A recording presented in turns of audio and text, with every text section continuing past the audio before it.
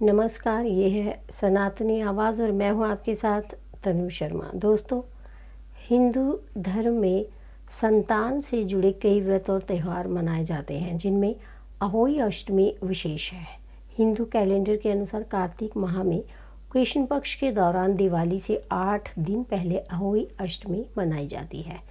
इस साल ये तिथि 24 अक्टूबर को सुबह 1:18 पर शुरू होगी और 25 अक्टूबर को सुबह 1:58 पर खत्म होगी। उदया तिथि की मान्यता के अनुसार अहोई अष्टमी का व्रत 24 अक्टूबर को रखा जाएगा। ये करवा चौथ के त्यौहार के समान ही काफ़ी अनुशासित व्रत के साथ मनाई जाती है। इस दिन माताएं संतान की लंबी उम्र, तरक्की और खुशहाल जीवन के लिए निर्जला व्रत रखती हैं, जिसका पारण तारों को अर्घ्य देने के बाद किया जाता है। मान्यता है कि अहोई माता माँ पार्वती का ही स्वरूप है। ऐसे में उनकी आराधना से महादेव का आशीर्वाद भी मिलता है। अहोई अष्टमी पूजा की विधि इस प्रकार है। अहोई अष्टमी के दिन सुबह सुबह स्नान कर लेना चाहिए। फिर साफ वस्त्रों को धारण कर पूजा रूम में अहोई माता का चित्र स्थापित करें या एक दीवार को अच्छे से साफ कर लें। इस दीवार पर गेरू या कुमकुम से अहोई माता की तस्वीर बनाएं। दोस्तों, कुछ समुदाय के लोग चांदी की अहोई बनवाते हैं, जिसे स्याऊ कहते हैं। स्याऊ लॉकेट अहोई अष्टमी के दिन रोली का टीका लगाकर पूजा करने के बाद ही पहना जाता है। इसे कलावा या मौली में पिरोकर पहना जाता है। कहते हैं ये धागा रक्षा सूत्र की तरह काम करता है। इसके अलावा माला में हर साल एक चांदी का मोती बढ़ाकर पहनने का नियम है। इस मोती को बच्चों की उम्र का संकेत मानकर हर बार बढ़ाया जाता है। मान्यता ये भी है कि ऐसा करने से संतान को दीर्घायु का वरदान मिलता है। फिर अहोई माता के साथ सेई का ध्यान करके हलवे के साथ घास का भोग अर्पित करते हैं। इसके साथ कुछ लोग इस व्रत में अहोई माता को चावल की खीर, मालपुआ, गुलगुले, सिंघाड़े का फल, मूली, दूध, चावल, गन्ना, गेहूं के 7 दाने, मेवा, फल फूल और जलेबी का भोग भी लगाते हैं। इस तरह दिन भर व्रत रखते हुए शाम को अपने बच्चों के साथ विधि विधान से पूजा अर्चना की जाती है।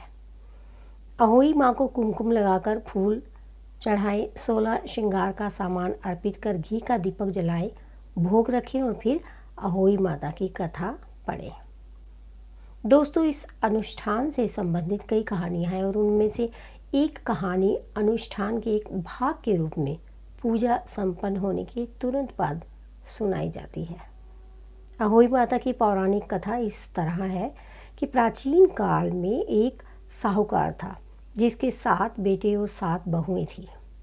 इस साहूकार की एक बेटी भी थी जो दीपावली में ससुराल से मायके आई हुई थी। दीपावली पर घर को लीपने के लिए 7 बहुएं मिट्टी लाने जंगल में गई तो ननद भी उनके साथ चली गई। जहाँ से वे मिट्टी खोद रही थी, वहीं पर स्याऊ सेहे की मांद थी। मिट्टी खोदते समय ननद के हाथ से सेही का बच्चा मर गया। इससे क्रोध में आकर स्याऊ माता ने ननद से कहा कि अब मैं तेरी कोख बांधूंगी। तब ननद ने अपनी 7 भाभियों से प्रार्थना की कि तुम में से कोई मेरे बदले अपनी कोख बंधवा ले। सभी भाभियों ने अपनी कोख बंधवाने से मना कर दिया, लेकिन छोटी भाभी सोचने लगी अगर मैं कोख ना बंधवाऊंगी तो सासू जी नाराज होंगी।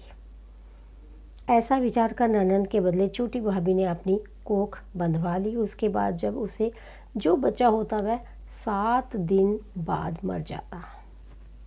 एक दिन साहूकार की स्त्री ने पंडित जी को बुलाकर पूछा कि क्या बात है, मेरी इस बहू की संतान 7वें दिन क्यों मर जाती है। तब पंडित जी ने बहू से कहा कि तुम काली सुरही गाय की पूजा किया करो। उन्होंने बताया कि दरअसल काली गाय स्याऊ माता की भायली है। वह तेरी कोख छोड़े तो तेरा बच्चा जिएगा। छोटी बहू ने पूरी लगन से गाय की सेवा की। एक दिन गौ माता बोली कि मेरे जागने से पहले कोई रोज़ मेरे यहाँ सफाई कौन कर जाता है, सो आज देखूंगी।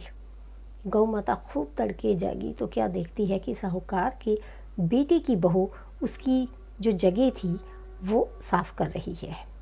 तब गौ माता उससे कहती है कि मैं तुझसे बहुत प्रसन्न हूँ, तुझे जो चाहिए वो मांग लो।